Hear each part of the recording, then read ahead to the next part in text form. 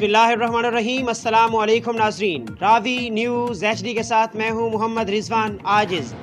کریں گے فیصل آباد کا، جہاں پر فرانس میں گستاخانہ خاکوں کی اشاعت کے بعد جماعت اسلامی فیصل آباد کی جانب سے چنیوٹ بازار میں ریلی کا انعقاد کیا گیا، جس میں خواتین اور بچوں کی بڑی تعداد نے شرکت کی۔ مزید تفصیلات جانتے ہیں انچارج نمائندگان پاکستان اسامہ اکرم سے۔ فرانس میں گستاخانہ خاکوں کی اشاعت کے خلاف جماعت اسلامی سے وابستہ سینکڑوں خواتین، طالبات، لیڈیز سوشل ورکر اور معصوم بچوں نے چنیوٹ بازار سے کچہری چوک تک احتجاجی مارچ کیا، جس کی قیادت ضلع ناظمہ فوزیہ محبوب، ڈاکٹر فہمیدہ الیاس، فریحہ کاشف، سمرہ رحیم، نصر الاسلام اور دیگر نے کی۔ خواتین اور بچوں نے فرانس کے صدر کے خلاف شدید نعرہ بازی کرتے ہوئے حکومت سے مطالبہ کیا ہے کہ فرانس سے سفارتی تعلقات ختم کیے جائیں اور پوری قوم فرانسیسی مصنوعات کا بائیکاٹ کرے۔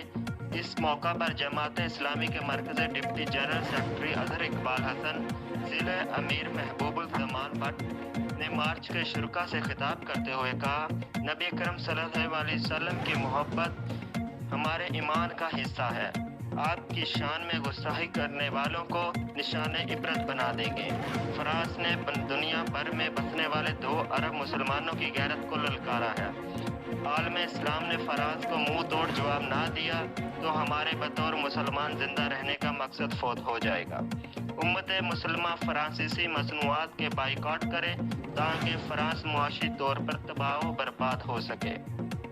کیمرہ مین کاشف بٹی کے ساتھ اسامہ اکرم، راوی نیوز۔